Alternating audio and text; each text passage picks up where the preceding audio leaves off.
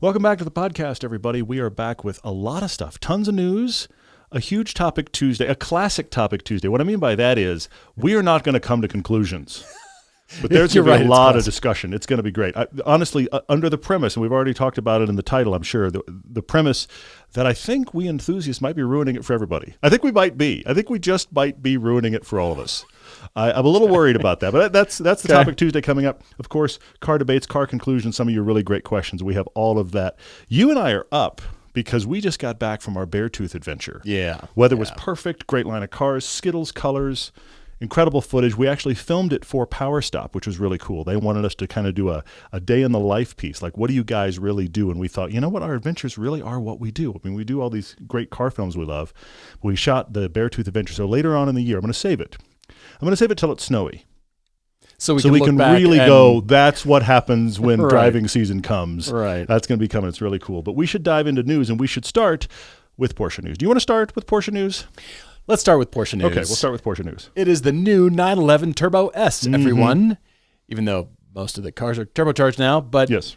This is the more turbo than the rest of the turbos, apparently. I don't know. It's the most turbo that's ever turboed in the history of turbos. I guess it's the super turbo. Because it's the T-hybrid technology that we drove in the Carrera GTS T-hybrid. Yes. Well, there's a motor inside the turbo and then a motor inside the PDK, and it eliminates turbo lag. Let's just call it what it is. That's the thinking, yes. Turbo lag is gone. So now, as we thought, there's two of these special turbos with motors in the turbo. Yes. And so it keeps it spinning so there's no turbo lag, but it also acts as a regenerative force, a generator to add electricity back to the tractive battery. And it's even faster. It is the most powerful 911 ever. 711 horsepower, 14 seconds quicker than the last Turbo S around the ring. Yes. Well, 14 is not nothing. I've read two things. I've read 711. I've also read 701. But the point is, either way, it is.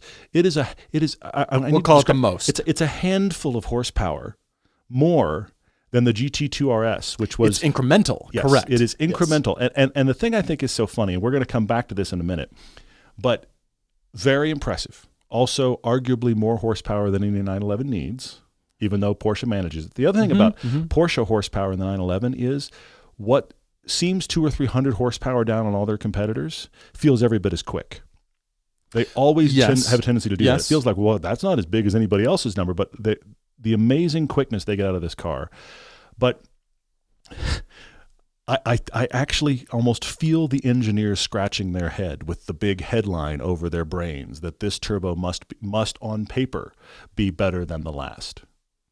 And better than any Porsche prior. I mean, you can feel them checking the box here, I feel like. Because, honestly, does this need to be? I realize this is a weird question. But does this need to be the most powerful 911 ever? I would argue no. But you can't have one that's less than the last one. Unless it got lighter, as we discussed with the problem with Porsche. Yes. They released a video for the press launch. And what I noticed, this was hosted by Patrick Dempsey, and Patrick is a professional actor, so he kept the cheese factor to a minimum, which I really appreciated. In spite of the scripts he was given, he's like, I'll make this work. If you haven't seen it, I'm going to ruin it for you, but it is actually worth a watch because he's in Weissach and he walks around the factory and meets all of the heads of the departments of the people who were in charge of this car and created this wonderful tech, this wonderful car. So he meets them and it would stop on their photo, as they're shaking hands and in their name, big bold letters of their name and their department title. And so Jason Fenske was also in the video. Engineering explained, yes. I noted that he was the only non-Porsche employee in the video. Jason. Good for Jason. It's really cool. Fantastic. But I love that Porsche has leaned into that and embraced the YouTube element of what car launches do for YouTube, for every car manufacturer. And so they would, like I said, head of department, or here's the name, what their department title is. So Patrick comes around the corner. He's sick of hearing about the tech specs. He wants to drive it clearly, and he's sort of hamming it up for the camera. Yeah. and it says Jason Fenske, whiteboard enthusiast. And you know what? That's the most accurate term I could ever. I agree. They really leaned into it, and it was really entertaining. Jason was great. He was self-deprecating. He was funny. He had great facial expressions. And then Patrick, of course, got to go for a ride with Jörg Bergmeister. Yeah. And then they traded cars, and it was actually well done, well produced. And Patrick, of course, you can sense you're being paid. You're trying to say all the cool things and pretend you're paying attention to the tech that they're explaining to you. I'm sure everything was done in only one take. There were never more than one take. It was all just completely off the cuff. Yeah. But the car is astounding. Of course it is. And I think here's where we're at now. Mm-hmm. What's in the future for the 911? The 911 will never go away. True. Yeah. To get better for the king of the 911s that isn't a GT car, it has to always be more, incrementally more. So it wasn't like 800 or 900 or 1,000 horsepower this go around, but we're headed to that pinnacle. We still have to that do direction. More. That's the craziness. So the next one after this, the next Turbo S will be 800, 900. Well, or at least 725. They have to go more. They can't go less. This is where I'm actually going to applaud Mazda, who when they went to the 4th generation MX-5, the horsepower and torque numbers went down. But the car got smaller. Yes, that may be the only brand I can think of who defiantly went, we could go down. I wonder if this pinnacle car, and it's more, better, faster. It's the most amazing, better. But to go forward, I think they're going to have to go backwards. We've covered it ad nauseum, we have. But it's going to have to maybe be less and be lighter. And that's the direction for the future of sports cars. You would think. Lighter weight, especially as electrification happens. It's kind of going backwards for weight to go forwards for the next level of performance. I agree. And as we talk about more, I'm going to use this to pivot to our next news item, but I have to also point this out. This is a 911. It's a Porsche 911. Now that we've talked about this before, that has always been like the everyman's aspirational supercar. This car at the base version of the Turbo, not the Turbo S, is over $200,000. And the no extras added Turbo S is $285,000. So this has got $100,000 almost, because when you add extras to it, you can break 300 with this car. If it's 285 before you added extras, you can break 300. So this is you can get close to 400 with all the extras that you're going to actually really want. This is the Porsche Turbo model now has $100,000 swing by itself. And it is well over $200,000. You're never going to see one of these for under about $230,000. It's just not going to happen. If 208 is you could get a turbo, it's going to be 230 and up for a 911. Very impressive, and will have no doubt plenty of buyers. But this means that the upper spec 911, not the GT car, mind you, is now a $250,000 car before you tried hard.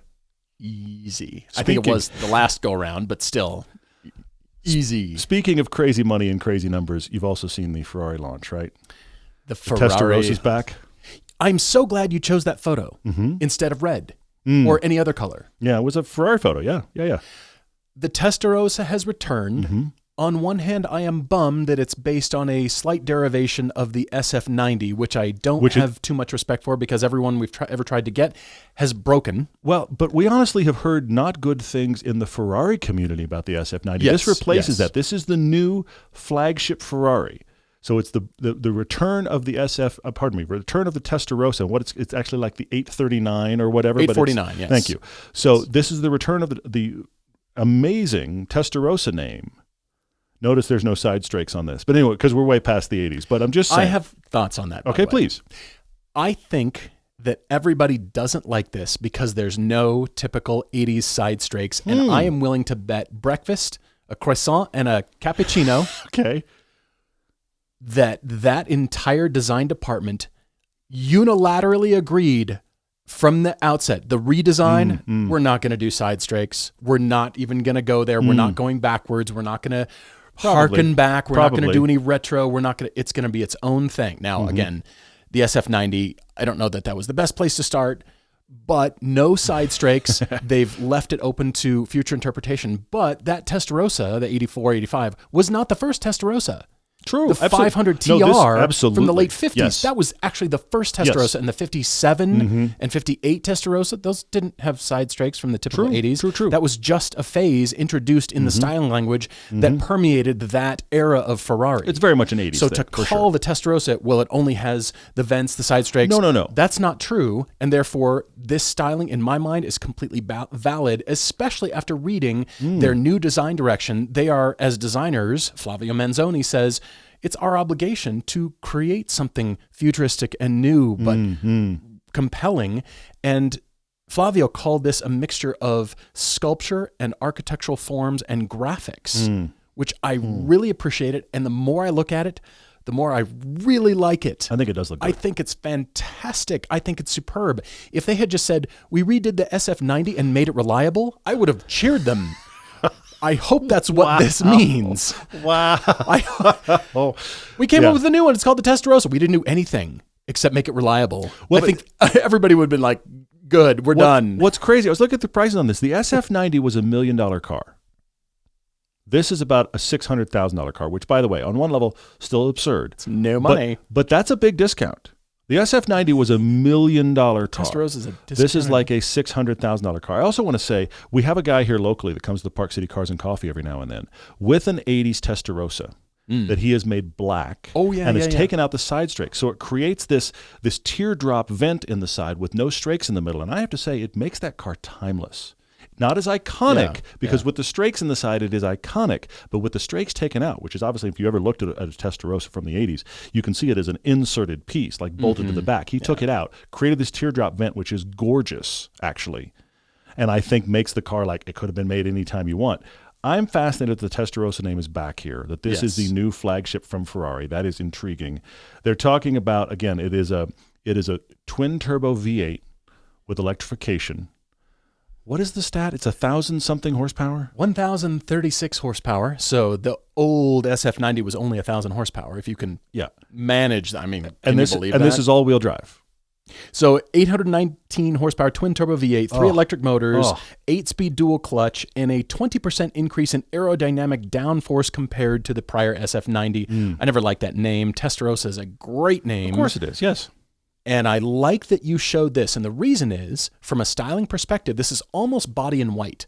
So you can see sculpture and graphics separate in your mind. If it's not a color, I mean silver, but if it's not really a color, because you're first influenced by color. But I actually love what they've done to go back to architectural forms, beautiful slab sides that actually do kind of harken back to the 80s. It's a beautiful form, and then graphics painted on. And as a side note, we have some very good friends of the show, fans of the show, who have lent their Portofino M to many people on our trips. They are just... We covered it during the Coda trip. We did. Covered so this was that green Portofino. Mm-hmm. So it's one thing for us to drive cars and review them at that moment in time and have that impression.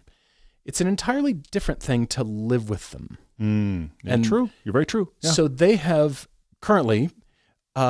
ended the Beartooth trip, and they have traveled home briefly and left their Portofino M with me. So I am currently living with a Ferrari. I'm sorry. And it's exhausting. We're all crying with Paul. I know. We're just, living with a Ferrari. Sigh. Yeah. The reason I bring this up is simply because I'm trying to imagine the separation. And on one hand, there's... somebody owns it, we're looking at it, you have an opinion. Sure, of course. It's another thing you've been granted access to drive a Ferrari as a journalist or as a special, whoever you are, and you've been granted access and you have that drive and you've got that impression. It's an entirely different thing to live with a Ferrari. True, yes. And I've kind of forgotten that I'm driving a Ferrari. Okay, yeah. I'm doing my thing. I'm driving with purpose, with precision. I'm, moving ahead. And everybody's misbehaving around me. Trucks are trying to roll up on me hot. I'm like, what do you do? Oh, right. I am in a Ferrari. Right. That's true, yes. And I'm coming up behind somebody. I'm like, what are you doing? Come on, you idiot. Why are you so slow? Why aren't you taking this corner fast? Why are you wandering in the lane? Why aren't you driving with precision and focus and purpose? And come on. Oh, yeah, you're not in a Ferrari. It's the strangest, strangest thing. But the car has been reliable. It runs. It feels great. It's a great GT car. Mm-hmm. Mm-hmm. I just happen to forget it costs as much as it does. Yes. But it's easy to live with. It's just everybody else is freaking out. And it's a Portofino. It's not even a Testarossa or an F80. And my love has grown for Ferrari, and it's the SF90 didn't impress me. You were not a fan. Notwithstanding. Well, but we've heard a lot of people that weren't fans. A lot. Honestly, yes. But then the Portofino M, the thing just runs. It's ready to go. It feels robust with high mileage on it, too. They put a ton of miles on it in a short period of time. Yeah. And this comes out. I love the styling. I'm endlessly impressed with the tech in the F80, and I want an Amalfi like you wouldn't believe. I absolutely just want it. I'm going to make a prediction. We've had this happen sometimes on the podcast. What's wrong with me? Where we say things, and you guys, when you go back and listen to the back catalog, go, do you know that you said this? And then we ended up coming true. So I'm going to put it out here right now. I think it is a matter of time until somehow you add some sort of Ferrari to your fleet. Because I have watched over the past few years as your love for Italian cars has steadily grown, and your interest in Ferrari has started to kind of bubble up alongside your interest in Porsche. Now, I know this is not your budgetary level. No, I can't. But your interest has started to kind of become equivalent. You started to become a guy who really needs a Ferrari in your life, and that is a crazy sentence. And here's the reason I put it out there is because I am wondering if at some point in the future somebody's going to be like, so I listened to this old episode and you were talking about you were calling the shot. Paul's going to have a Ferrari, and now he does. I don't know if it'll ever happen, but I see the interest in you rising. It's very funny.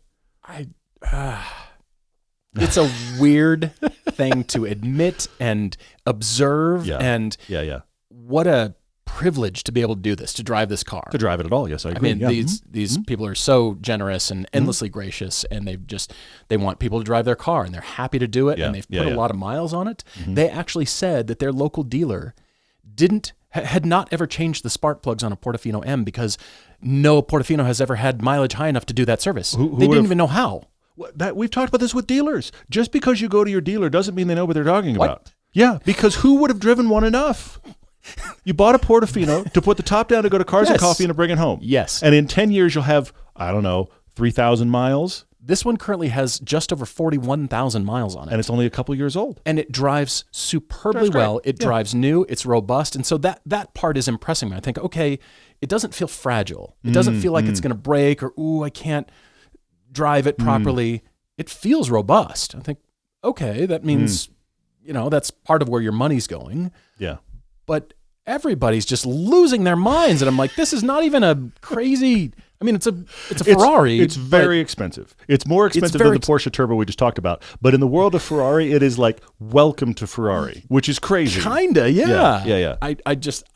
My mind is blown, and it's a precision. It's very satisfying to drive. It's very interesting and engaging and, purpose, precision.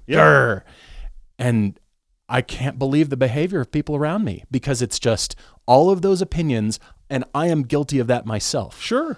You think whatever you're going to think about the person driving that Ferrari and how they got it and what you're doing and who are you, and you have all those opinions, and in my case, none of them are true. It's a friend's car. I'm enjoying it. It's like a loner of a loner. It's like you're like 2 levels away from it. Yeah. Quite a privilege, but I can't be timid and, don't hit me, don't. Sure. Drive it with purpose. Drive the car. Yeah. Drive it. Amazing. And it's robust. It feels great. I'm impressed. I have great satisfaction, interest, and hope for Ferrari, and I like the Testarossa. I'm trying to say I like the Testarossa. Yeah, you like Ferraris in general. And so the Testarossa is back, everyone. So we have that. We have other bits of news. The Stellantis news. Stellantis is interesting because they keep changing tactics, okay? While GM jumped both feet and I think maybe even head first into EVs, Stellantis has eased its way in. Like a running start. Yeah, exactly. Killed things in the process, and of course they're doing a lot of backpedaling right now, talking about V8s are going to be back, Hemis are going to be back, but in the process they have said they just don't know what's going to happen with their electric pickup. Here's the 2 things. I've heard fully killed, and then I've also read it in the next paragraph, will resurface in some other way. But it's just, and I only bring it up because it is they're just leaving the door open for themselves. That's all they're doing. Exactly. It is the latest example of a car maker having big EV plans and looking at the market shift that's happening right now and going, maybe later. And they even mentioned publicly. Maybe later. They even mentioned publicly that they've watched the reception of the Lightning and the Cybertruck, and that these were factors in their decision making. The Rivian's selling like crazy. Rivian is selling, but right. Somewhat. It's selling, yes. I mean, we're in a warped area because we see them all the time. You and I live in an area that for some reason is practically sponsored by Rivian. There are so many here, it's mind-boggling. When we take a trip to L.A., it's amazing if we see a Rivian. When we drive around our local area, it's like, why don't I have a Rivian? Because they're giving them out apparently. So it depends on your area for sure. Did I miss the sign-up sheet? I did. Sick? I missed the sign-up sheet. Where is it?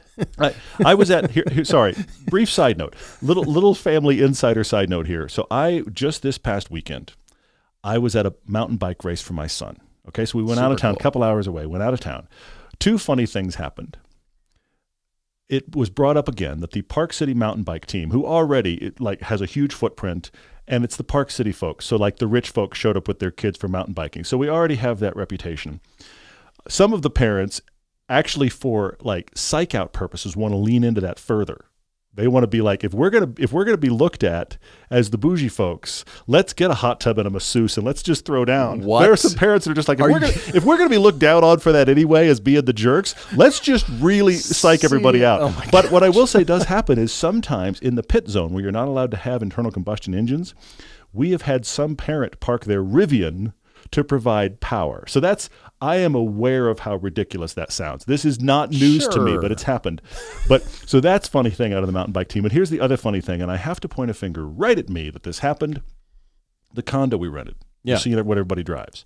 A couple condos down from us. I so wanted to make fun of this family because they had not one, but two brand new Pathfinders. One so new it still had the dealer tag on it. Parked to another one that was just old enough to have a license plate, whose license plate was Finder on their Pathfinder. Mm-hmm. And I wanted to make fun of them. Is the other one going to be Path? I don't know. I wanted to make fun of them, except for the fact that we're helping with the food for the mountain bike teams. We had tons of stuff to bring, tons and tons and tons of stuff. I mean, more than you can imagine. There's hundreds of kids on this team. We had tons of food to haul. Okay.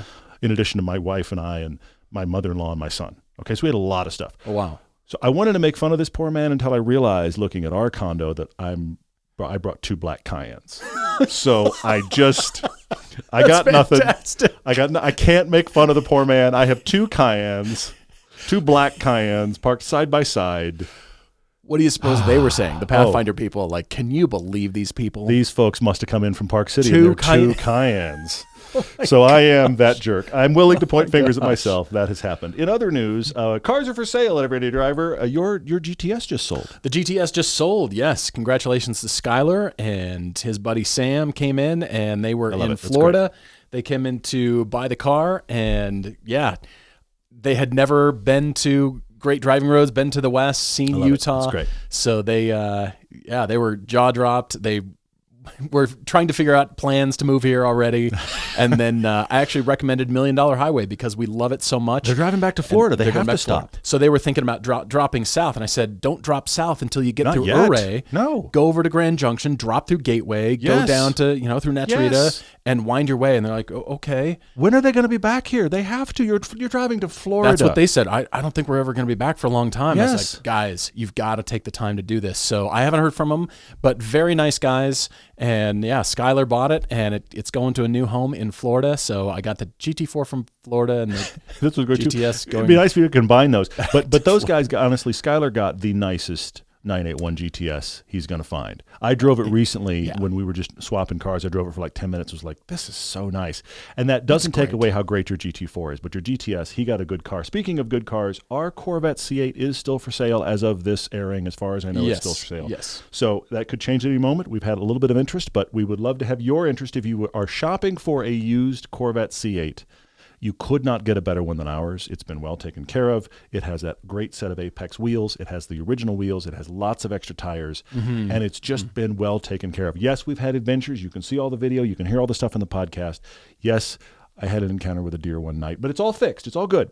So that car is in great shape. And every time I drive it, people have asked us about this. Mm-hmm. Every time I drive it, I just go, this car's great.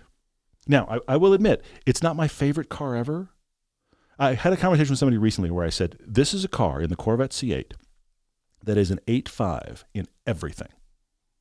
maybe even a 9 and everything. That's good. I don't know that it has a 10.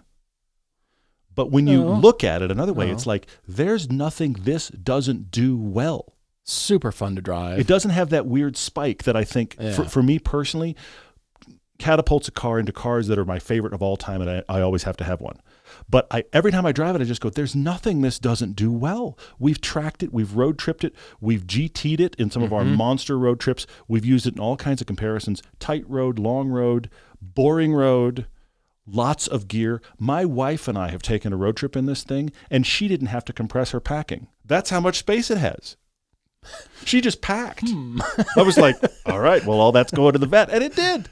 Fantastic. It's very car. cool. Yeah. I'm sad to see it go, but it was really for comparison purposes. Yeah. And I'm glad that we had a time with it. But yeah, it's still for sale right now. So give us an email if you're interested. And yeah, it comes with extra tires, 2 extra sets of wheels. It's fantastic. So yeah, everydaydrivertv@gmail. Send us an email. We'll tell you all about it. Griot's Garage is our official car care partner and one of the first ever sponsors of our show. They don't just make great car care products, they want you to get out and drive. Griot's is a family-owned company, and they've been a part of every one of our road trips. We always take speed shine on every shoot, helping us spot clean cars in a moment's notice. Griot's foaming glass cleaner is the quickest and best way we've ever found to get windows clean before a big day of driving. Griot's is always releasing new and improved products, like their updated wash bucket too. Plus, all of Griot's liquid products are 100% guaranteed and made right here in the U.S. The Griot's folks are always happy to answer any questions you have and make sure you get the right product and the right results. So get the best quality car care products out there from a company that has always supported this show. Our audience can always get at least 10% off by using the code DRIVER10 at griotsgarage.com.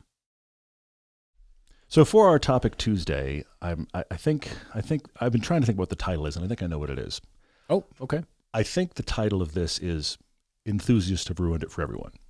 And I'm including you and I, because you and I are guilty. Yeah. And we are simultaneously the problem and attempting to be the solution of this issue. And we're not going to get it solved. Arsonists and firefighters. Yes, we are both. All We're in absolutely one. both. Because what I've been thinking about, and this was spawned, you and I got talking about this recently, this was spawned by our discussion of the Prelude versus a lot of other people's discussion of the Prelude. And I am not saying that Paul and I are going to be right about the Prelude. We may be totally wrong. We haven't driven it yet. Nobody's driven it yet. I mean, I hope it's good. There was so much vitriol at the launch of the Prelude. And the launch of the Prelude, the vitriol was mostly about everything it isn't. And that got me thinking, because we do this.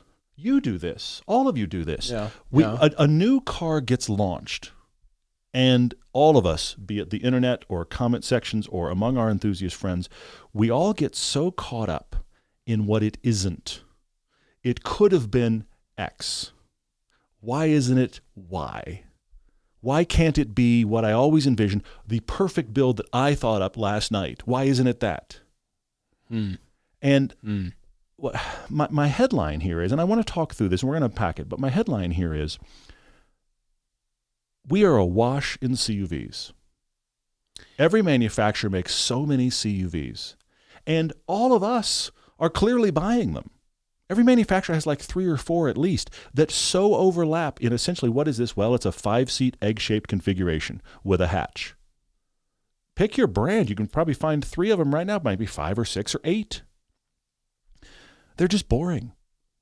The reason that we talk about them every now and then is because there are the occasional standouts that are okay to drive or surprisingly good to drive, considering it's also a CUV. So that is truth. That exists. And somehow, in that world, we're frustrated when somebody makes a car that's destined to be more fun than a CUV, but isn't possibly going to be the most fun car ever. I'm like, there's a gulf here. We're ignoring between the super fun sports car and the boring CUV. There's a lot of room to run. But somehow anything in that interworld, we're like, it's not a race car. Well, of course it's not. And look, I'm guilty. I am guilty. But I think it's fascinating how we as enthusiasts are desperate for the super hardcore enthusiast car that we probably won't buy, by the way. We're probably not going to buy one. But we're complaining that whatever just got released, Prelude, Base Civic, Prius, isn't super fun. We argue about that. There's whole Reddit threads about, is it fun enough? I've got this long list of images of all the cars. Skipped one real quick. Supra, I like it. GR Corolla. That's actually at UMC, our home track right there when the Corolla was launched. I'm going through these cars because I feel like there was a time period, and it's the 1990s and 2000s, maybe stretching into early aughts. Okay. And all of us enthusiast nerds, are car nerds, enthusiasts, driver enthusiasts. We all assumed that every sports car made by a company was just going to be the next iteration, and it would have more power, and it would be better, and we'd like it more, and we'd probably have more money at that point to buy it, and it would just continue in perpetuity. The 1990s just, of course, there's just going to be the next Honda S2000. There will just be the next one. And of course, there's just going to be a next NSX, and it's going to be soon, like not 10 years later, but it's going to be right after. And, we're just going to keep having all these great cars. Just manufacturers they'll just keep building them just because that's what it's noble. It feeds into. Isn't that what car makers do? Don't they make good driving cars? Great cars. I'll scroll back through. You're recognizing so many of these, and what I'm showing is all the GR cars, the Nissan Z, the M2, the Civic Type R, the Prelude's in there too, Cadillac Blackwing, MX-5 Miata. What else? Honda. I listed all these cars, and I thought, you know what? These cars, I think we're all too picky because they don't meet some sort of ideal, like you said, in our minds of old school think. Okay. The way it used to be. Rear-wheel drive, front engine, maybe mid-engine, but front engine, manual transmission, no electronic nannies. It just runs. It's got a giant turbo, tons of horsepower, handles great, looks cool. Yeah. And it just is. And we'll just keep building them. And when Save the Manuals started, it sort of threw everybody for a loop. Like, wait a minute. What do you mean save? I thought we were... What happened? Why aren't they going to be here? Why do we need to save the manuals? They're always going to be around, right? Okay, yeah. Because save the manuals really is the implication of save fun driving, save enthusiast driving. Save involving driving, yeah, for sure, yeah. But there's plenty of cars that applies to that aren't manual transmission and are not offered with manuals. True, yeah. Especially as we get into the super duper hypercars. And those are all cars, of course, we want. If somebody gave one to you, are you telling me you wouldn't fight that off? Or that you would fight it off and that you wouldn't take it? And of course, I'm not taking a McLaren. There's no manuals. How dare you try to give me a McLaren anything? That's a great point. I wouldn't take that crap. The folks that get in the comments. I'll take a GR86 instead. The folks that are in the comments that say I would never buy car X because it's not a manual, you make a good point. If somebody handed them a not offered in a manual hypercar, wouldn't they put it in their garage? Even a PDK GT car. A GT3 RS, but it's PDK. Are you telling me you'd turn that down? Somebody wanted to give you one. That's a great point. I hadn't thought about that. A Lamborghini, anything. Thank you for standing on principle. Thank you for walking into the hypercar thing, because that's another part of this. Hypercars, honestly, hypercars now are the epitome of where you and I started this show. We used to have a tagline on the back of our shirts that said, "You can't drive a spec sheet." Because the thing you and I were always surprised by and wanted to help educate others on was it doesn't matter how the bench racing looks. Well, that has more power, and this has a better, tighter steering rack. It doesn't really matter. Because all that does, and we still do it this day, that kind of gives you parameters to start the conversation with. But once you get in the driver's seat and drive them, the car you thought was far worse might be so much better to drive. But yet hypercars now, it's just bench racing. It's like fantasy football for cars. Well, put it like this one, seriously, it's just this one has more horsepower than its competitor. And that one's going to have a 1/10 of a second faster. I mean, it's always been the case, but I feel like it's even more extreme. It's turned to 11. It's even more turned up on hypercars, where every single one of them that drops has a comma in the horsepower and some new ridiculous moonshot idea that somebody had. And we all know they're not going to be driven. We know they aren't. It's just, I bought it, you don't have it, and look at the plaque on the wall that says what it'll do. It's almost, I know this sounds crazy, it's almost like the folks that we all make fun of at Cars and Coffee, where they have their car with the hood up and a big plaque in it that tells you all the stats. It's that without having to go to Cars and Can Coffee. I tell you about my car? It's that without having to go to Cars and Coffee. I bought one. You can't have one. I have one of 200 in the world. It has no miles, and it sits with my 200 other cars in my warehouse, but they're all sold.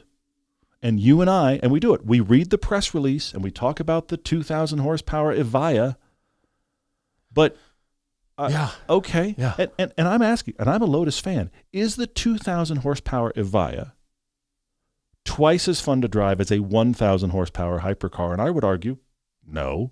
Not having driven either of the above, okay? If it's 1,500 horsepower versus 2,000 horsepower, is 2,000 always better? Well, not in our experience. But when you're selling a hypercar, yes. Did it start with the Veyron when that was introduced? Because it had so much horsepower and was so mind-blowing in every stat. I think it... 11 radiators. The tires wear out in 24 minutes at top speed. What? Here's the thing. To your point, when you and I were growing up, and I was totally guilty of this, the little car geek me, my favorite part of the car and driver was the huge spreadsheets in the back, and they always bolded the one with the best stats in one area, like the one that was 0 to 6. I knew those stats, man. Before I could drive, I knew those. I was the annoying kid at Cars and Coffee that knew better than all the adults. I was that kid. There was no Cars and Coffee to be seen, but I was that kid, for sure. I got away from that for a while, came back and realized cars could be fun to drive. But those stats were paramount growing up, long before the Veyron. But what I think the Veyron did was supercharge that idea. I think what it did, it took it from these are cars that are being driven to these are cars that, because of 250 mile an hour horsepower, where there's nowhere you can do it. Cars that are never going to be driven like this, but we just wanted to tell you we could do it. I think the Veyron introduced that. I think before the Veyron, theoretically, people could go out and drive their crazy hypercar, and some of them could actually do the stuff that was listed on paper. But once you get a 250 mile an hour top speed, where even Volkswagen has to use Era Lessine to prove it, you're not going to do this stuff anymore. It is entirely bench racing, information on paper. So we have that going on in hypercars, but then down where the rest of us reside, where budgets matter, all we're doing is going, well, why isn't that perfect? So all these cars are for the rest of us. Mm-hmm. Budgets matter. Mm-hmm.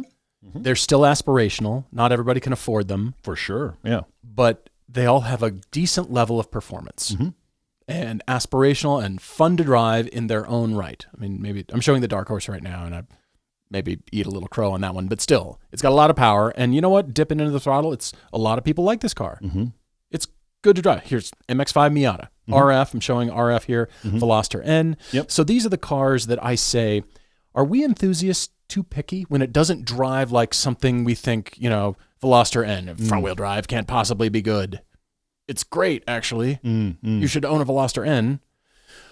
The flip side to all this conversation is, are we too picky? And if we weren't picky and demanding and now vocal enough with the proliferation of car YouTube videos and sure. social media, car manufacturers wouldn't really know. They wouldn't hear what enthusiasts are actually being picky about and wouldn't offer anything anymore because, well, I guess we're not hearing anything.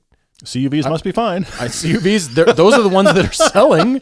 They are selling. I mean, the graph goes this way for the CUVs, and the graph goes that way for the sports cars. So let's build the things that make money. This is MBA, like your first day when you're getting in any economics. Like this is sell the things that people want. Yes, sell the things. You're right. Make and sell the things that people want to buy. CUVs, silver. Let's paint them silver. We're good. Look, we're hearing good numbers, people. I'll stay with one manufacturer real fast. Toyota. Yeah. They sell roughly 500,000 RAV4s a year. 500,000. That is a cash machine, They sell roughly 5,000 to 10,000 GR86s in the same year. 5,000 to 10,000 GR86s. GR86 here. Okay? Now, my question for you is, on numbers, there's no reason to make the GR86. And clearly, while we're all complaining about everything quote-unquote wrong with the GR86, we could just go buy a RAV4 with everyone else on the planet. Yeah. And the GR86 could be more powerful. It's got RTV. What about oil starvation? This brings up the other thing. The internet has also amplified all of these discussions. Mm-hmm. You and I get into these conversations with people constantly where, and I don't care, pick your car. Pick any car. If you dig far enough, it has a fatal flaw. that somebody has said, you cannot buy this car because blank will always happen. And I want to state real quickly, it will not always happen. Or you have an E46 M3, the subframe's going to crack in the rear, man. Yes, exactly. Sorry. Totally, yes. Spun spun bearings, sorry. But the GR86, the engine is, not might, is going to blow up. 100%. That is the online chatter. 100% that engine will blow up. Uh-huh.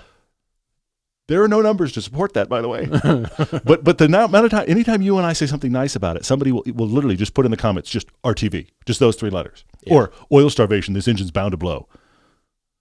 Possible issues? Yes. IMS bearing.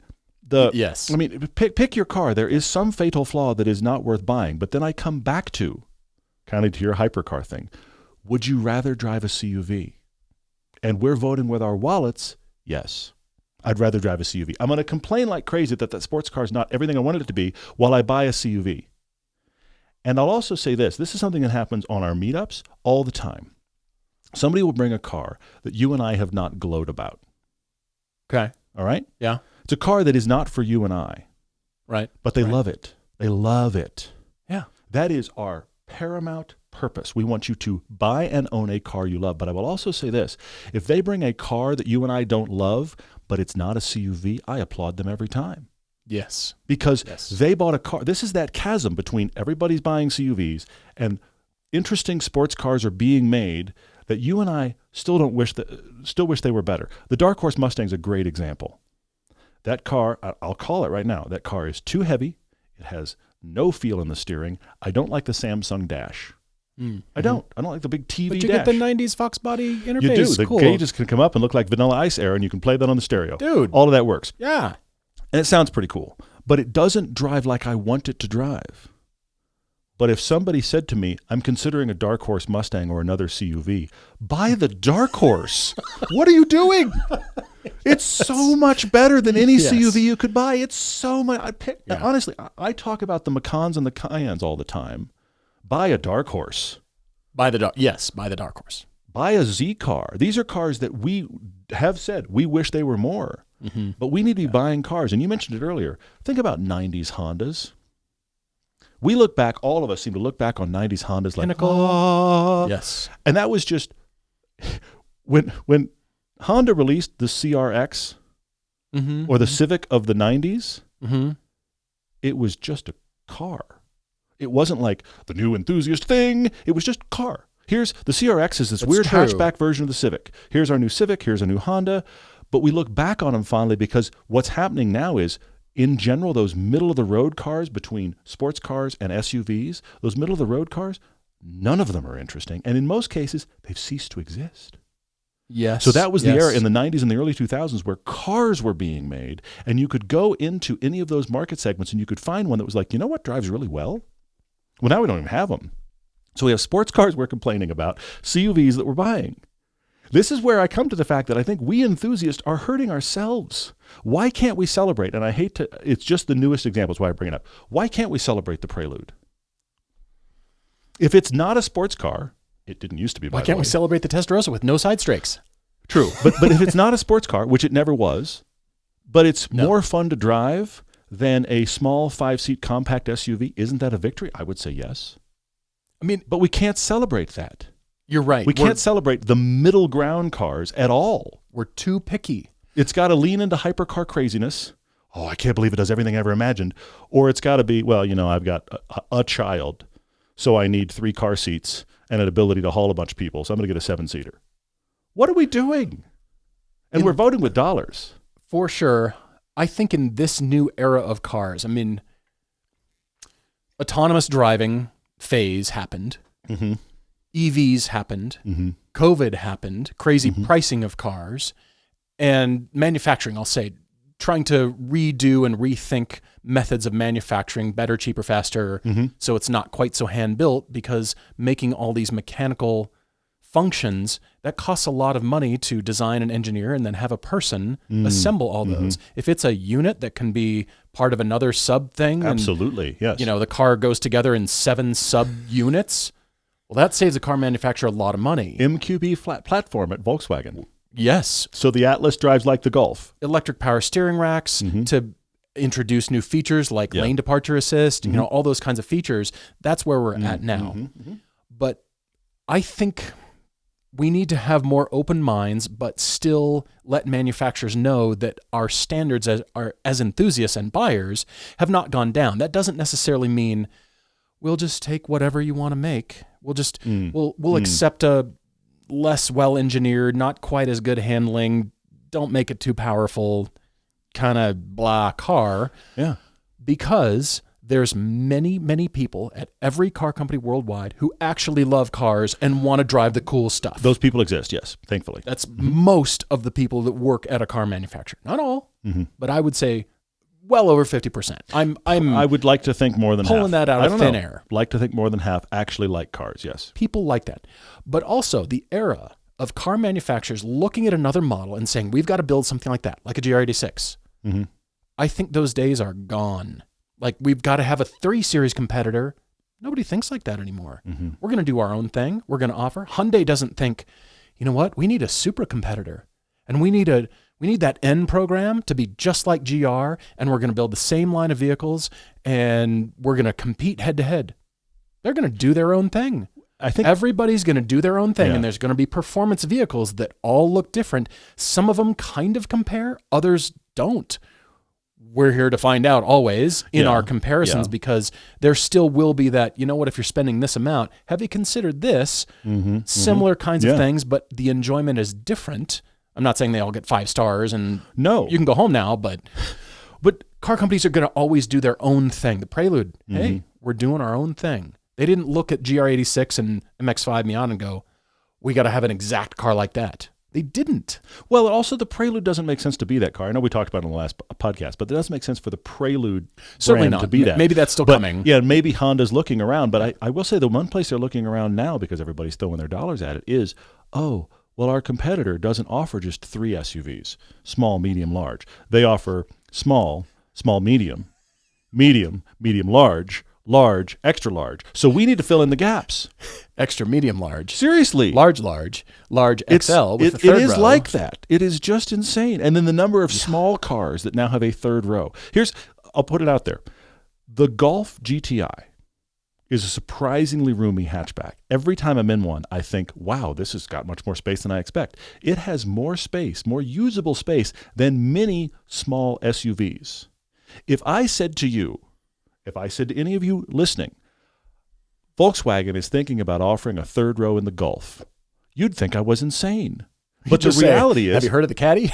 but the reality is, in Europe only. Seriously, the thing is, some of the SUVs where they're cramming a third row into aren't much bigger than a Golf. No. But because I'm buying an SUV, and maybe I need a third row. It's like, what is going on? Look, the fact that Cadillac, as you said, dove headfirst, maybe it's like feet and head first. They were like bent over to try to get into the EV market. Like everybody into the pool. Everybody is fat. Like push your friends in. We're going in now. Yeah. The fact that they're doing that, but yet they still make a Suburban that starts in sport mode. It's the Escalade V with a crazy engine. Yes. And they build the Blackwing, the CT4 and CT5V Blackwing cars that are manual sedans, rear-wheel drive. The fact that they're still doing this and still talking about doing more, yes. Sort of like, yeah, this is good. Yes. We're still in this era. But we've got to be open-minded for new performance because as much as we're not satisfied with adherence to that old recipe, we're missing out on what's future performance. What could be good to drive, and you know what? It's electric everything. I mean, from electric power steering rack, everything about it. Maybe it's an EV itself. I mean, that Ioniq 5N. What a fun car. Incredibly fun to drive, yes. Absolutely, yeah. We've got to be more open-minded about what's possible in the future. Now, it might suck. The car company might make a mistake and fall on their face. Missteps are true, yeah.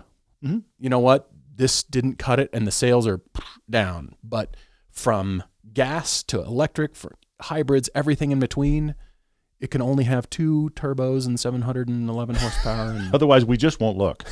I will reject it entirely. You mentioned something earlier, and this is something that I also think gets missed. And you can see it in like reliability ratings if you look at them over like a 5 or 10 year cycle. The worst cars on the market now are far better than the worst cars on the market 10 years ago. As far as just driving quality and safety and tech, we're all moving in mass in the same direction. The problem is, we've joked about it before, the unicar. We're headed toward a thing where they all drive the same. And fun is personal. Fun is so personal behind the wheel. Yes. And we want you to enjoy what you're driving. That is the beginning and the end of why we do this show. We want you to enjoy. You've got a big monthly payment for that car. It's a lot of outgo. It's short of just your house. It's house, then car, as far as things you spend a huge amount of money on. You're bored by it? You don't like it? Get a different vehicle. So that is the number one thing we're about. But even the worst cars now are surprisingly capable. That's why we did with the Prius. That Prius had no business being as fun as it is. Is it as fun? We did it with the Elantra N. Is it as fun as an Elantra N? No, but it gets a lot closer than you'd think it would when you look at what's written on the tag. Prius, that can't be fun. Telling you, GR badge, it's gonna. I have to tell you guys at one GR Prius story. Okay, one GR Prius. I don't think we've shared this publicly yet, and I don't think Toyota would mind because it's just a funny moment. So we had that Prius for a little while, and we put just tires on it, and we were amazed at how much fun it is. We put it against an Elantra N. Before it had tires, we put it in against a Golf R. After it had tires, we had a lot of fun with it. Okay, it was really good. Put it on track against the GR86. Is it a performance car? It's not. But as a baseline daily commuter, it's much better than we think it is. This gets back into the whole discussion. But we, as a joke, if you watch that series, on our last video, we decided it earned a GR badge. So we bought official, actual from Toyota GR badges, and we stuck them on the car in a couple of places for the final video. You and I are showing on camera, we bought the actual GR badges on the car. $20 a badge. It was very expensive for a gag like that. Yeah, and then we just sent it back to Toyota. And what we were told this multiple times. We're picking it up. It was a very nice 6-month loaner. We had a lot of fun with it, shot a lot of videos. But we were told, as soon as this car gets picked up from you guys, it's getting crushed. Okay. That was my understanding. It was pre-production car. That happens. It was the Village Bicycle. Everybody had driven it. Totally. It got pulled back to the actual HQ in the Dallas area.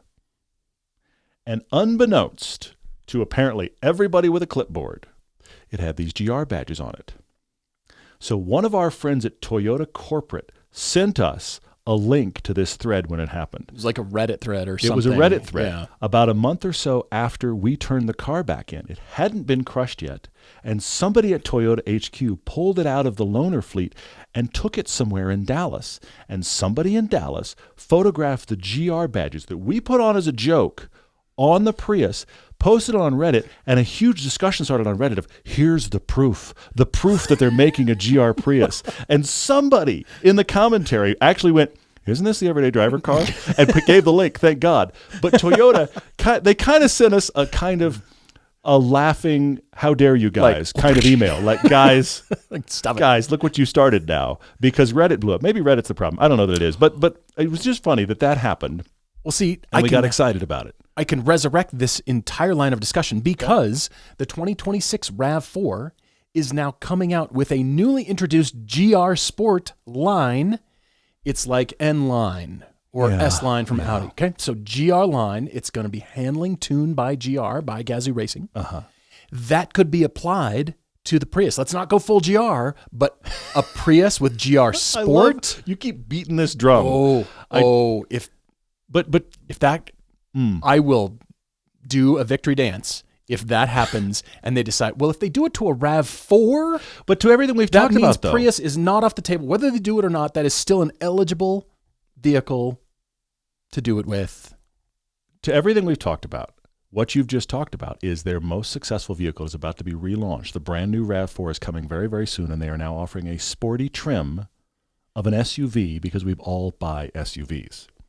If you would like something that is more fun to drive than an SUV, all of these photos, all of these cars Paul has been listing, all of these cars that we and many others have said it's not good enough because of X, all of them are more fun than an SUV. Yeah. And we go buy SUVs, which is too bad. So we need to buy these cars that drive well, even if they don't drive to our personal spec sheet. Thank you. That's exactly it. So I've got this photo hanging out on screen. It is a 2003 BMW M3 CSL. Ooh, that is the one everybody wants, according to the internet. Pretty much. So if you say, pinnacle sports car, manual transmission, rear wheel drive. Peak BMW. Fantastic sports car. except it doesn't have a lot of the modern amenities that we all have grown accustomed to. But forget about it, all that. Mm-hmm. They cost more now than they ever did new. This is peak sports car. This is the one that every future sports car should be benchmarked against, and it should be this or better from here on out. Sure, yeah. It won't be. This is a great example. It was a moment in time, but when I say open-minded, I mean drive it as it is, and kind of coming back to the foundation of the show. Cover up the badge, drive it for what it is. Drive the Prelude without knowing it's a Honda Prelude, and is it good or bad? Do you like it or not? Does it work for you? Yeah. But personal preference still comes into play here. Absolutely, yes. We can say, you know what? That's a great car. Good on you, manufacturer. It's not what I'm looking for. Mm-hmm. I'm still looking for X. I'm still looking for something else in my driving experience, and I'm going to go buy whatever else. But I think, I mean open-minded and just drive it for what it is. Drive it for that car, and that's that particular company's vision of future performance. Sure. Yeah. Cool. Let's drive it. You might not like it. And if you don't, great. At least you gave it a shot. But nobody's driven the Prelude yet. And the entire industry, the entire internet has just thrashed the car. The internet decided it can't be any good. I'm kind of thinking you might be wrong. I hope everybody's wrong. I hope it's like medium good. Well, but you know what? Sorry, while we're staying here, for a moment, if the Prelude drives better than the current Prius, I think that's a victory. It doesn't need to drive like the 86. It doesn't need to be the new S2000. No. That's not its build sheet. Now, can I look at the Prelude and say there's things I'd like to be different? Yes. The number one is, where's the manual? Because Honda's proven they can do hybrid and manual. What are you doing? So where's the manual? Yes. I can ask that question, and I legitimately feel it because Honda makes manuals that are easy enough to drive. You could drive it as a commute car. So let's make a new hybrid manual. Mm-hmm. Maybe it's coming. Mm-hmm. But ultimately, again, if it drives better than the Prius and looks like it does and has the hatchback, I think we all won, didn't we? I think so. Is that what winning feels like? Winning feels different than it used to. It's a whole new world. 2025, you got to take your wins where you can get them. Can't we all agree on that? Winning feels different than we all thought. Let's take our wins at 2025 here at Everyday Driver with sports cars, normal cars. Let's take the win. Since you're listening to us, you'll end up shopping for your next car. And when you do, you need Autotempest.com. Any car, anywhere, at any price. Autotempest searches all the major car listing sites on the web, local or nationwide. And Autotempest has recently added price history for every car listed, so you can see how prices are trending and know if you found a good deal. You can also create search alerts and lists of saved searches, so you can find your perfect spec even easier the next time. Search on any device, in your browser, or as an app for Apple or Android. New, used, or unexpected, Autotempest is how we search for cars. Go to Autotempest.com/everyday so they know we sent you. Autotempest, all the cars, one search. If you guys don't know, we actually have Hooked on Driving underneath the Everyday Driver banner now, where actually we want to get everybody we can on track. We know you're not going to track every weekend. That's not what we're going for. But take your car to a racetrack, learn how to drive it better, become a better driver. HookedOnDriving.com. We have events nationwide. We got some cool ones coming up in JMP, that is New Jersey Motorsports Park Lightning Track, September 20th and 21st. Sonoma Raceway on September 26th. The Motorsport Park Hastings, Nebraska on September 26th and 28th as well. That's cool. And also that weekend, lots of stuff happening that weekend. Ridge Motorsports Park, that's our Pacific Northwest region, is doing something at the Ridge, September 26, 27. That's a busy weekend. We got all over the nation that same weekend. It's really cool. Look at the schedule for Hooked on Driving. It's hookedondriving.com. Top right corner, look at the hamburger. You can see the full schedule for the rest of 2025, and there is an event in a region near you, and you can go ahead and register right away. We'd love to have you at an event where you are safe, you're learning car control, you're doing better, and you're having a lot of fun. That is the entire point. So come to hookedondriving.com. Do we think that Constantine works at the Porsche Experience Center in LA? I think so. It seems like he must. He's writing in, and he's saying that he's looking for a fun, practical daily. He's sold all his cars. He's been riding a motorcycle, but he's borrowed somebody's base 2009 Mini Cooper when he needs it, but he's realized the owners are about to need it back, so he's not going to have access to that car anymore. So he's 34, single, living in LA, 25-mile commute on the 405. Again, Porsche Experience Center. Sometimes that means 40 minutes to work. Sometimes it means twice that much. He's fortunate to be a driving coach for Porsche, so he admits he is spoiled and warped by this. He could spend as much as $50,000 for something with new features, but as he's come to expect from work, he'd like it to be great. $50,000 might not get him what he's hoping for, so he could also maybe just spend $25,000 on the used market. Constantine says he wants active cruise control. He got used to that on his old Volvo V60, eases the commute. He wants an automatic, ideally dual clutch, no CVTs. LA traffic and manual sucks. Yes, it does. Smaller than his 2015 V60 Cross Country. Which is a lot of things. A lot of things smaller than that. There are. V60 Cross Country, big car, yeah. He wants a hatchback or a wagon. He got used to wagon life in the Volvo and loves the practicality. He wants a warranty. He's got PTSD from blown engines and expensive repairs and doesn't want to worry. Tolerable ride quality. Fit roof racks for his bicycle. Fun to drive, even though he's a rear-wheel drive or all-wheel drive kind of a guy. He would consider front-wheel drive. Okay. Track capable, but this is not as important if it's about $25,000 or under. If it's at about $50,000 or under, it needs to be track capable. But if it were the lower cost option, he'd probably do some sort of track-specific car like a Track-Right Miata or something like that. Yeah, okay. Ventilated seats, not necessarily a deal breaker, but they are sure nice when it's hot out. And somewhat premium feeling. He drove a GR Corolla and wasn't impressed for the money. Which I have to agree with you, Constantine. I mean, the GR Corolla is awesome. When you think I spent $40,000 on this, and this is the interior, it's the Focus RS or the Fiesta ST problem. The performance is great. Thinking. Yes, the performance is great, but this is an economy car inside. That's a problem. Constantine has narrowed his search to mainly hot hatches and currently has a deposit down on a Mark 8.5 Golf R. So the one where they actually put some buttons back. They put buttons. Got it. Okay, good. Excellent. Good. We should listen to the customer. Yeah, that's happened. It's pretty cool. Now, Constantine is questioning this choice because of how expensive the car is. Deposit won't be the end of the world, but spending $50,000 on something he's not in love with would suck. So wait, he's come to the place where he thinks the Golf R is the answer, but then he has the sentence, $50,000 on something I'm not in love with would suck, which is true. What I sense here is he's made a choice with his head. The Golf R is the car that checks every box for the amount of money I can spend new, $50,000. And he's right. It does check all the boxes, but I don't get the sense he's like, you know what I want is a Golf R, because he then says cheaper alternative is the new GTI. And it's most of what he needs from a daily. I would submit to you it's everything you need from a daily. You're in Los Angeles. You don't need the Golf R, especially considering the tuning you can do to a GTI. Everybody on the planet can tune your GTI the minute you leave the dealership. They tell us about the tunes all the time. He can spend, he can spend essentially high 30s, maybe 40, save money, get the GTI exactly to his spec. A high 40s GTI, though?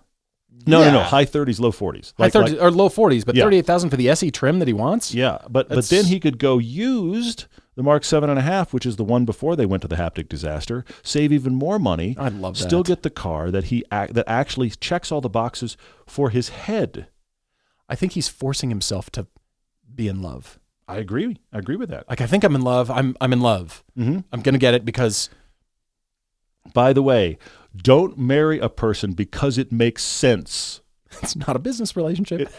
Look. It is. Look, you're going to marry this person theoretically forever, and you're going to have a lot of times when you don't love them that much. Switching to relationships. Seriously. But if the only reason you're marrying them is because it makes sense, that's going to be cold fast. Anyway, moving on. Constantine says some of the alternatives he's considered are Veloster N, which is suitably fun. That is damning with faint praise, my friend. But between the rear hatch opening, limited rear visibility, and less premium interior, he's not sold. See, it's suitable. Yeah, you could work. The Mazda 3 Turbo was briefly on his list, but he struggles with the styling. Okay. He says used 3 Series wagons, about 2018-ish, are appealing, but bigger than what he would like or need at this point in life. All right, yep.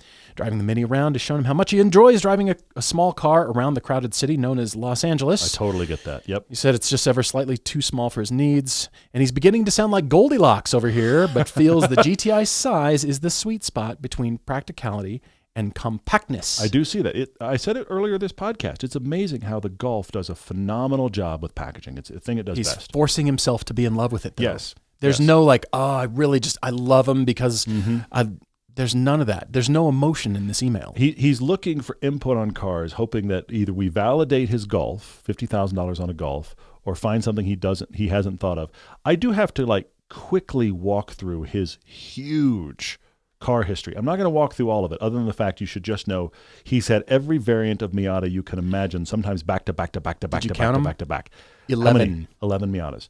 Here's the scary part.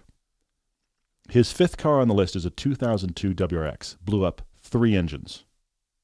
3 engines in that car before he goes on to a series of Miatas and M3s and S2000s, and he's driven everything you can imagine. Cycle. It's the same kind of cars keep cycling through. He's owned the IS 300 Lexus Sport Cross twice. Most of the time, many of you that write us, when we talk about that car with the cool watch gauges, it's hard for us to convince somebody to find one and consider it. He's owned 2 apart from each other. He had another WRX that worked its way into his life down at car number 20. WRX hatch, blew 1 engine. Got rid of it. So he blew 3 on the first one, another on the second one. We're down here again. He has a car number 30, a 2003 S2000, blew the engine.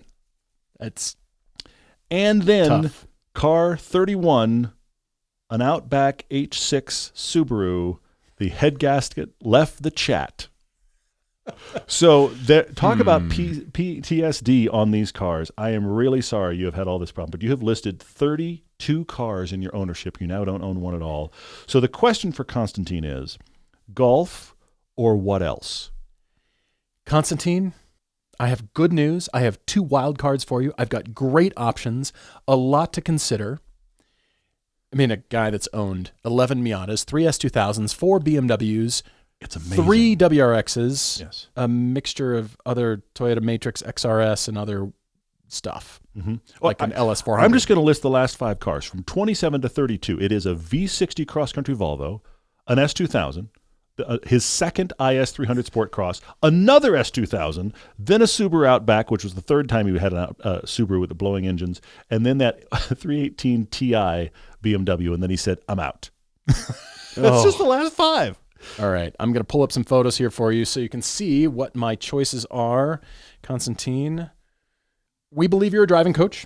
Well, I mean, we know you're a driving coach because you told us, but we believe you're at Pekla. Yes. Or sorry, Pekla. Pekla, Porsche Experience Center, LA, yes. Yeah. So with that, I've got a Porsche Macan Turbo on screen, and it is prior generation. And this seems it seems like the place to start. It seems sort of like Captain Obvious. You are a coach for Porsche. You work at Porsche. And when people sitting next to you in the car, I'm sure they ask you, so what do you drive? Sure, yeah. And what are you going to want to tell them? Now, on one hand, it would be cool to say, hey, I've got a Macan. I've got a used Macan. I saved some money. It's a turbo. It's a GTS. Don't care what it is. You got a great Macan. It's like a little hatch. It's really meets all the needs that you're describing. Absolutely. It checks this entire list here. Totally agree. But I understand if you don't want to go that route and you would feel a sense of obligation. You'd feel, well, I work for Porsche, so I must buy something that they offer. So what you could do is continue to move on across town in Stuttgart. I'm going to go to this one first, and I selected the Mercedes-AMG GLA 35. Okay, all right. Because it is a hot hatch.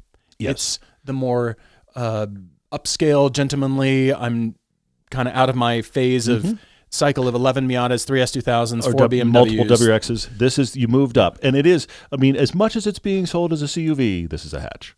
This is a hatch, for sure. Yeah. So that has 302 horsepower, 295 pound-feet of torque, and they're all about $28,000. Okay. All right, good. But I did show also the GLA 45 AMG, the bigger also boy, a consideration. The 2019 had a 375 horsepower engine. They bumped it later to 382 horsepower with 354 pound-feet of torque. They're overlooked. They're very fun.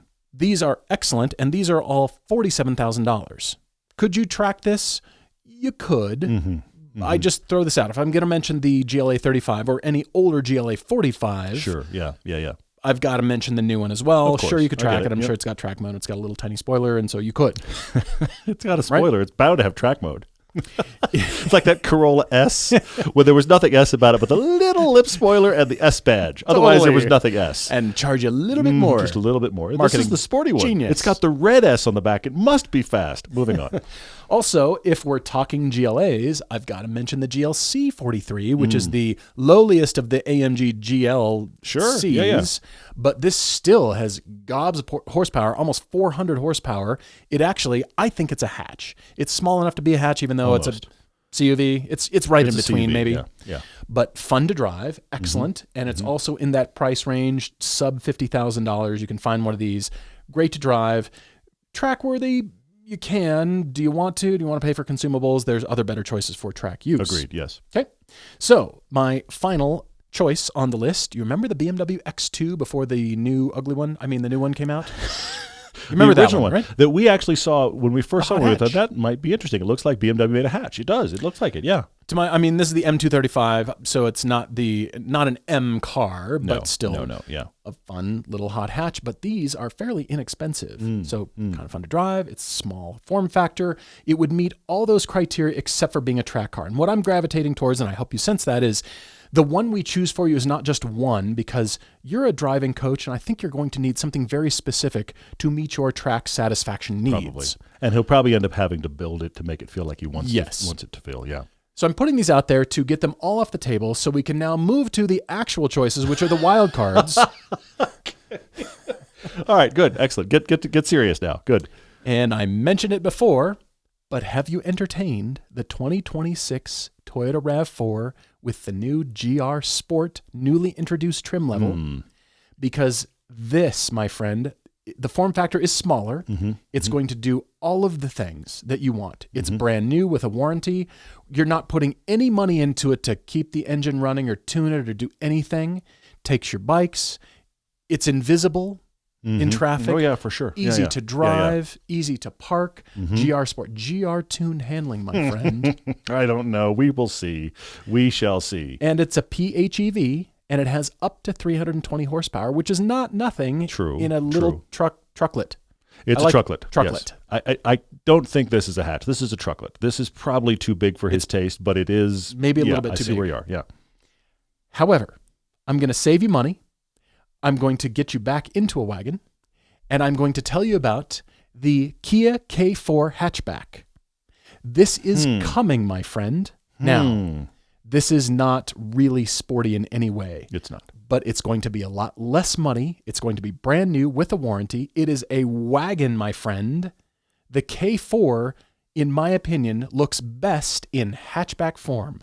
It does look good. Look at this thing. It does look good. Because the problem with the K4 sedan that you and I drove was the rear 3/4 wasn't quite right. The hatch has fixed the problem with the car. It is resolved. I agree with that. This is, I think, small enough because you had a V60, and this feels like... This has got to be smaller than that. It has smaller than that. Yeah. Wagon. Now, it's not a performance car. No. It is front-wheel drive only. The most powerful engine option in the GT line is 190 horsepower, 1.6 liter turbo 4.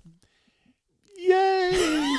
I don't know what else to do. I just, yeah. However, like small balloons, like little balloons, wee balloons. Yeah. However, it's a Kia. It's going to run, and it does have an actual 8-speed auto. The lower horsepower engine option is the IVVT or IVT. It's their version of a variable CVT. transmission. We're trying to not use the deadly letter continuous. If I call it something else, you won't know that it's the bad thing you don't like. That's what we're doing. Exactly. What if we rename it? I know they all hate it, but what if we call it something different? They'll never know. Yes. It's not Satan. It's Bob. I don't know what else to do. So 190 horsepower, but it's a smaller form factor. It's going to be a little bit lighter. And don't think of this as your track car. This is the do-it-all that is brand new. Again, warranty. It's going to run. It's going to be fine. You commute in this, and you're going to want to take bikes with this. And you're going to save money. So my point with this is smart money. Yeah. Because it's full commuter. It's something different. It's wagon. Nobody's doing wagons. And the K4 hatch... I mean, I don't know if they're going to ever do a really true performance version. I doubt it, but still, we can hope. But this, as it is great looking. and it's smart money, which leaves you room to build, as you suggested, Todd, your version of what you want your track car to be. And that should be a built Cayman.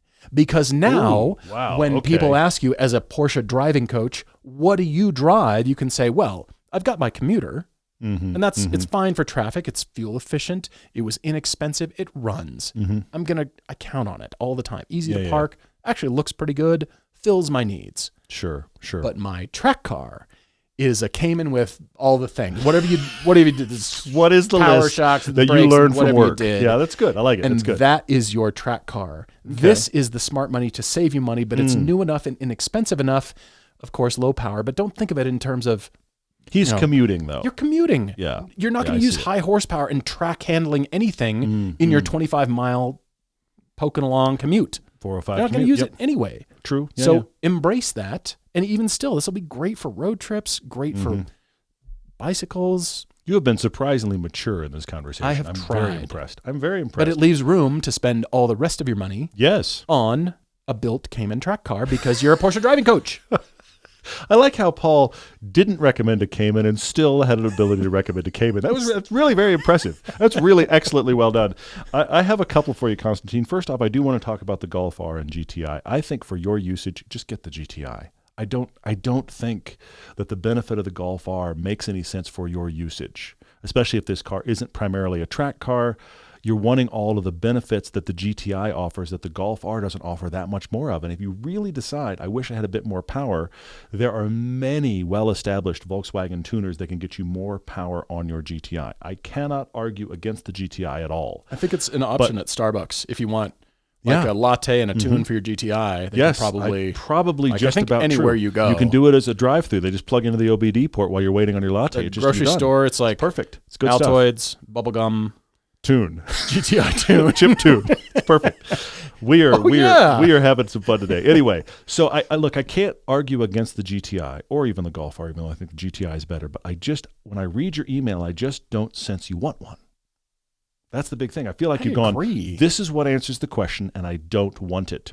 So I'm going to give a couple of arguments here for a car that you haven't really talked about that is close to one you did talk about, and that is the Elantra N. Now, you probably aren't considering it because it doesn't have a hatch. And you're right, it doesn't have a hatch, but you could still haul bikes on the top of this. I think because it doesn't have a center exhaust pipe, there's probably people that are making a very simple hitch mount. You could put bikes on that because bikes are a big thing for you. Yes, it's front-wheel drive. You consider the Veloster. This is the generation kind of after the Veloster, so the interior got better. And they sell it with a DCT. Mm-hmm. It is a very usable car.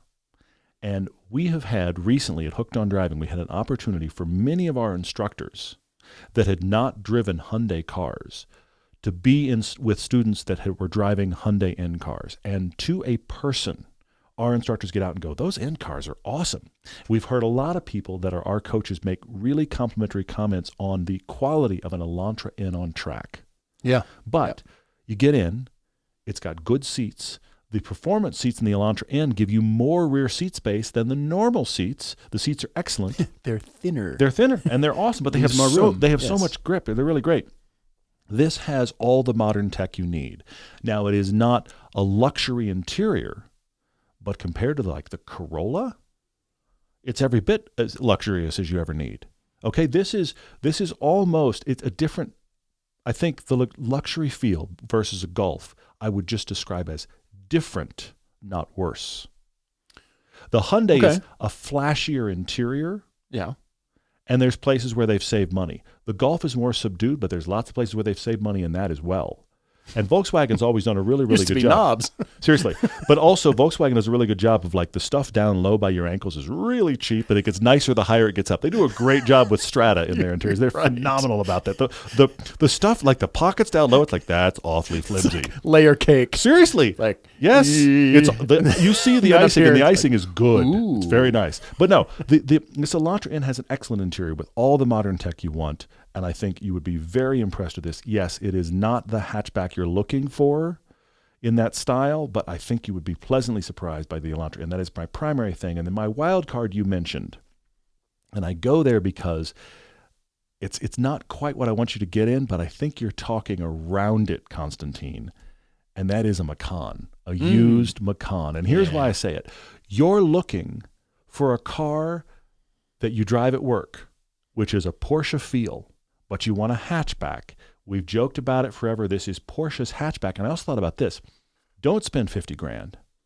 Spend $35,000. Get a used Macan, because if anything goes wrong, the guys at work can tell you how to fix it, and they probably would give you a deal on getting it fixed. That's true. They're going to know people.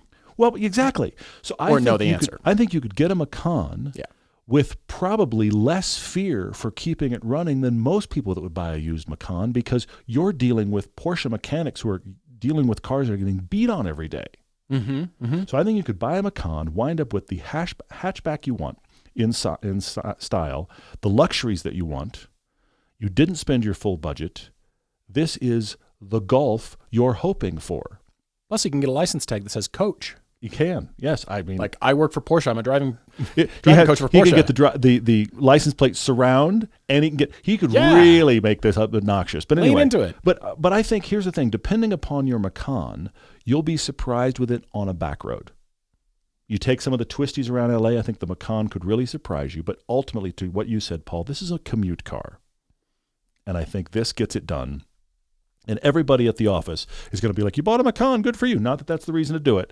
But again, if something broke on the way to work, you can ask people.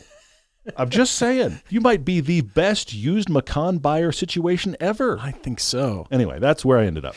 Constantine, thank you for your question. Thank you for writing to us. If you've got a debate like Constantine, write to us, everydaydrivertv@gmail.com. Topic Tuesdays, car conclusions, and cool car debates. We're adding FCP Euro as our partners and supporters for both Everyday Driver and Hooked on Driving. For nearly 40 years, FCP Euro has been an industry-leading supplier of genuine, original equipment and OEM parts and performance upgrades for European cars. That means BMW, Audi, Volkswagen, Mini, Mercedes, Volvo, Porsche, and even Saab. Paul, you have to call your brother-in-law and tell him FCP Euro is the place, because, as I just said, even Saab. We're putting it in the ad. Anyway. They offer a lifetime replacement guarantee on everything, including consumables like brake pads, wiper blades, and even oil filters. Buy a replacement, send back the old one, and receive a credit for the full amount. For your Saab! Plus, FCP Euro offers free economy shipping on orders over $49 and a 90-day hassle-free return policy for new, unused, and uninstalled parts. So visit FCP Euro today for more than 300,000 parts ready to ship for your European car and your Saab. FCPEuro.com.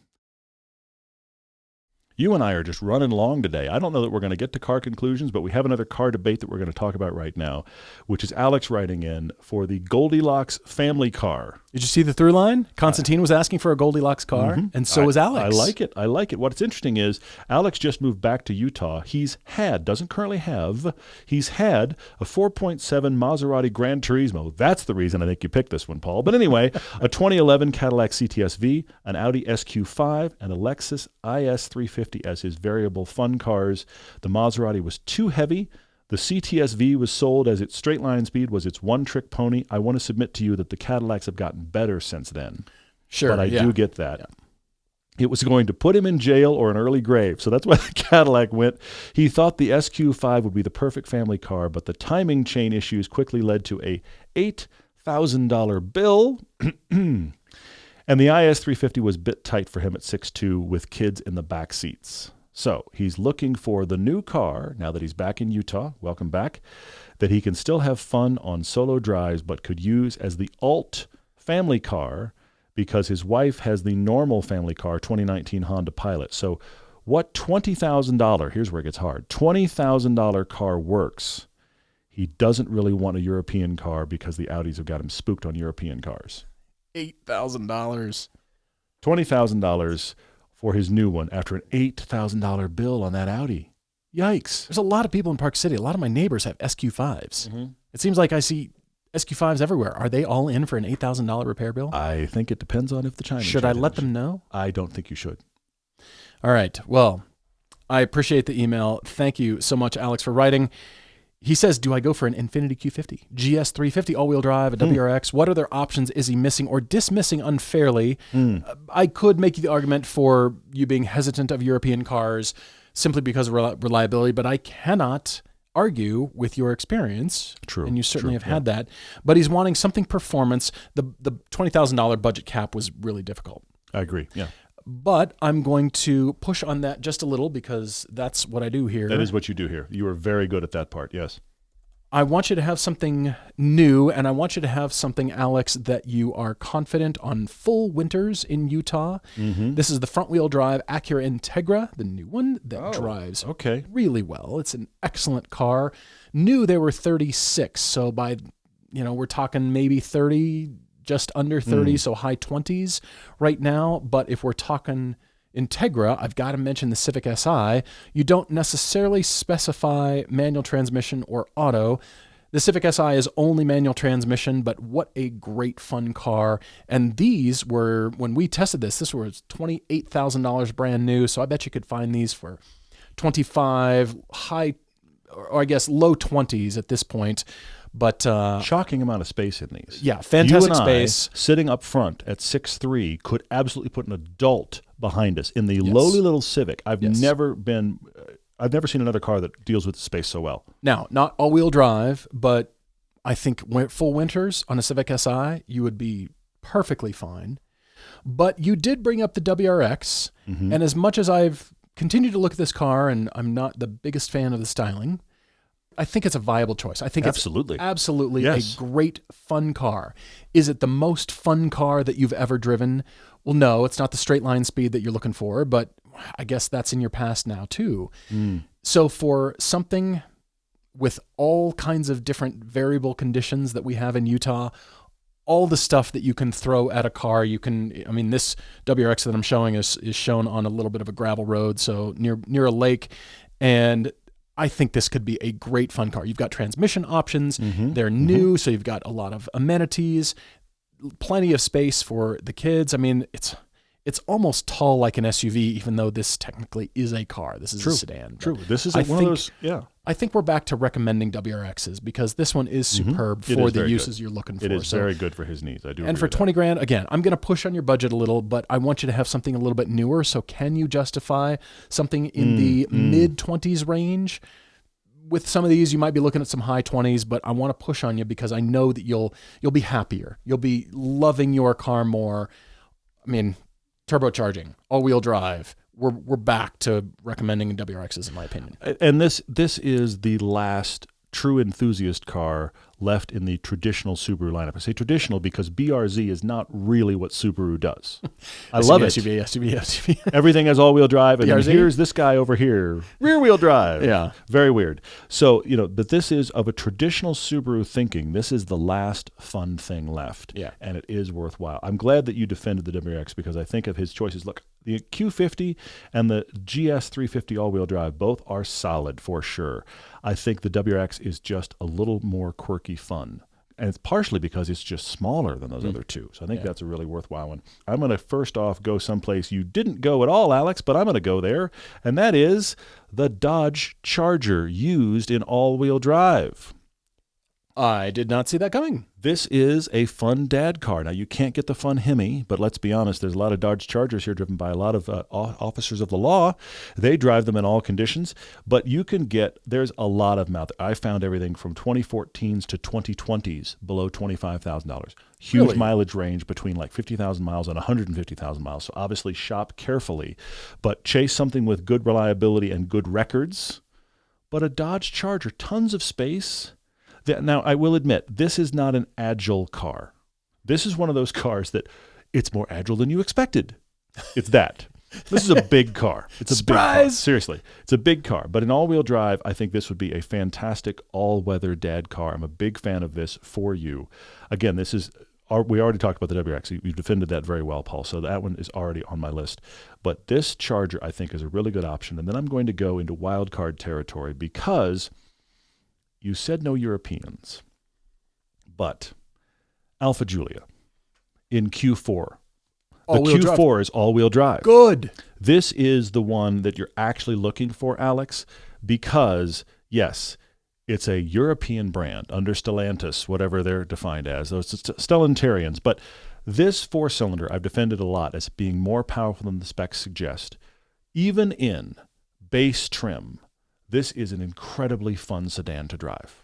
I think that's a superb choice. Q4 gives you all-wheel drive, decent back seat space. It is a good-looking car. It isn't, because look, the Charger looks like all of the police officers. The WX looks like the official car of Utah. The Giulia stands out, and the driving quality stands out. You can get the Q4 in the TI or the Sport. It is a base model. There are tons of these out there for under $25,000. That was my cap on Auto Tempest, was $25,000, and there were tons nationwide. And there were some in the high teens, lots in the high teens.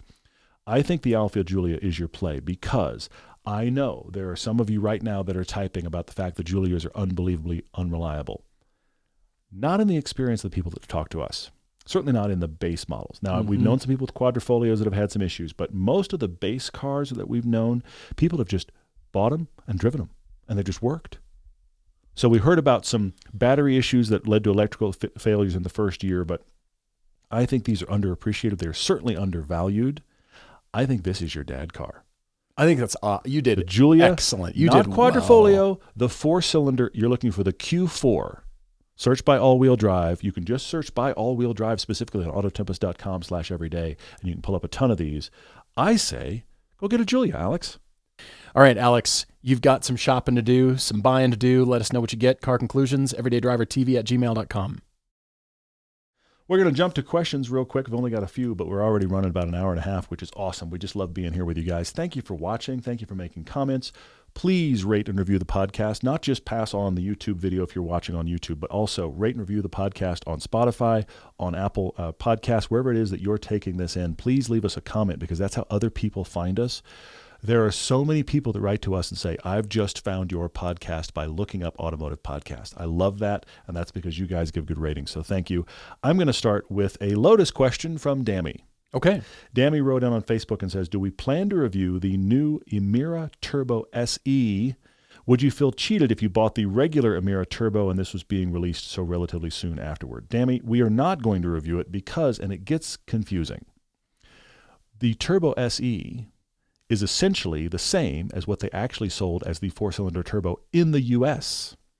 Now, if I were in the UK and I bought a 4-cylinder turbo, the AMG version of the launch edition, which had 360 horsepower in the UK, and now they're releasing the SE with 400 horsepower, I might be a little frustrated because they refined the gearbox and they gave it more power.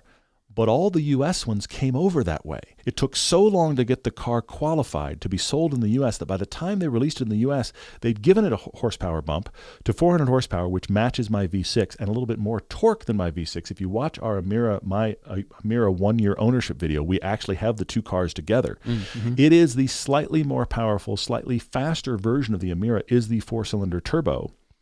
The only way they sold it in the U.S. was the more powerful version. It still has same suspension. The slightest of tweaks, okay? And they revised many of the issues that they had with the original 4-cylinder.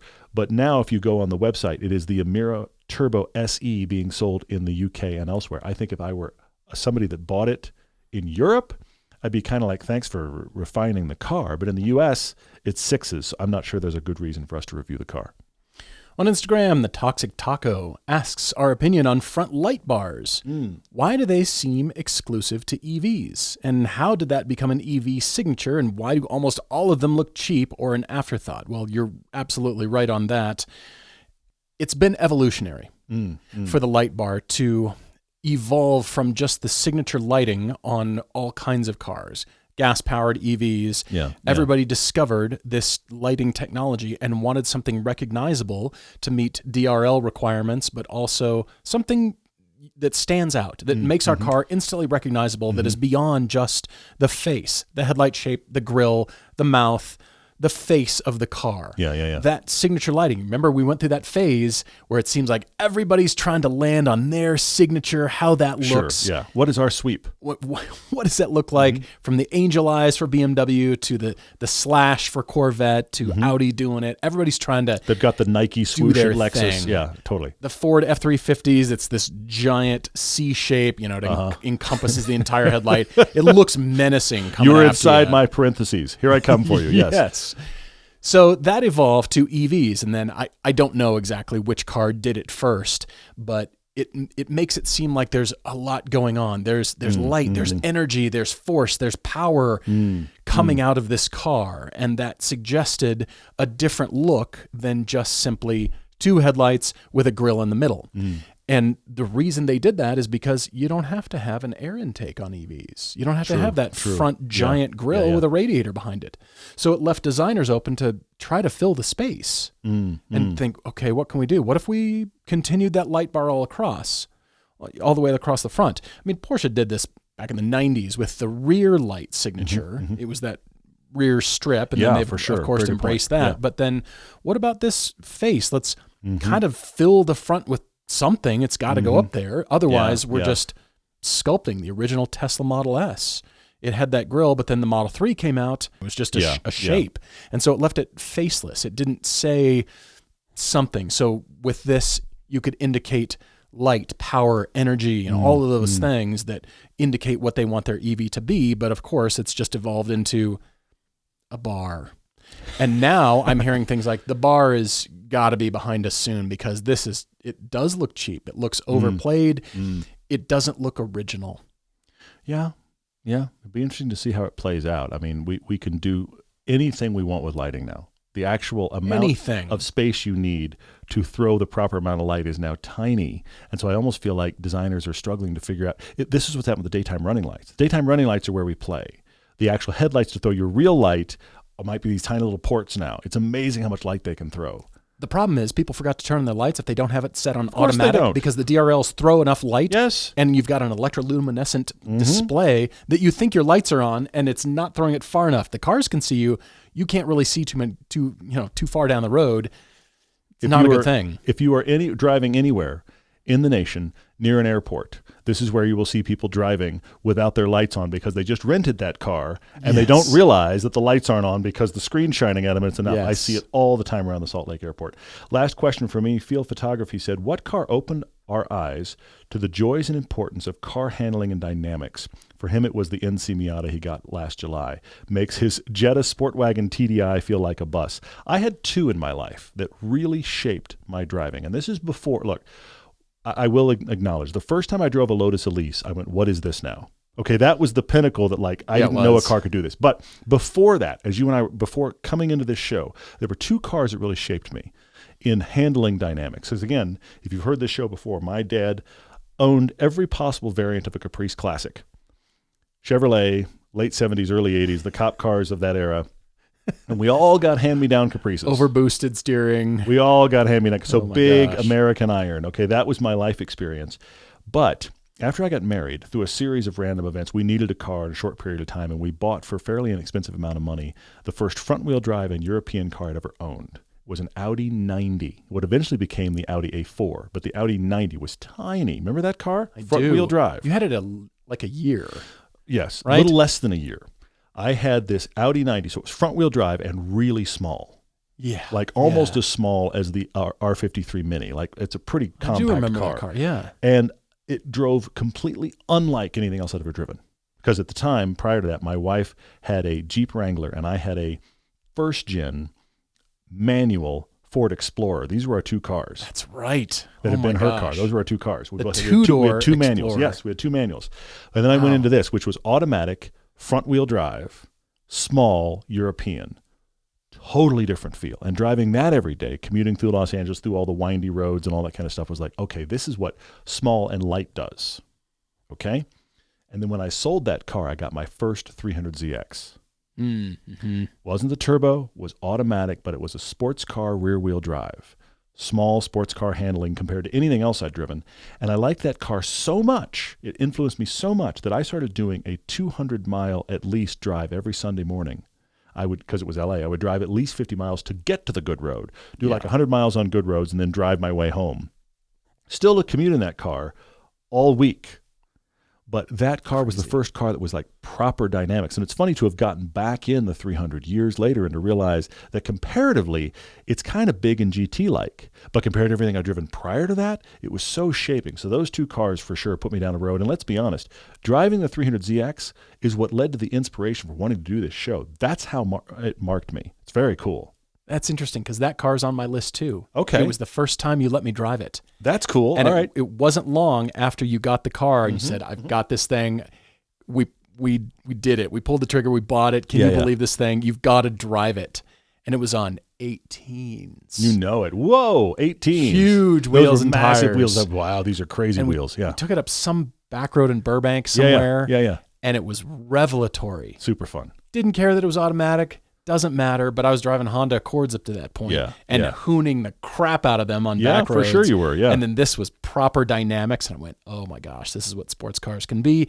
And then it was the first 928 that I had. It was the GT feel. It also handled well. It actually handles a lot better than the one that I have now, but that car was just special. It was Porsche's top car. Yeah. And it was in really great condition, and I really loved that car. It was faster, better than anything that I had ever driven. And then from there, we started getting in a series of lightweight cars. That Pontiac Solstice. It's like, we started getting in, and then we drove a Boxster, and then started getting in and finding more and more lightweight cars. And then the first time the GT86 came out, and we went, oh my gosh. Yeah, light is such a big S2000, thing. Mazda RX-8, you know, that, for sure. Genesis, and it just continued from there. So I love it. Crazy, the progression. Thank you guys for being with us. We didn't get to everything we wanted to get to. That's how much conversation and great topics we've had today, but it's still been very fun. Thank you all for watching, for listening. We really appreciate it. You can find us on Spotify video and Spotify audio as well. And of course, YouTube. You might be watching this on YouTube as well. We really appreciate your comments, your feedback. Send us your ideas for all of the above. You know what they are. Topic Tuesdays, car conclusions, car debates. And we're looking forward to next time. Cheers, everyone.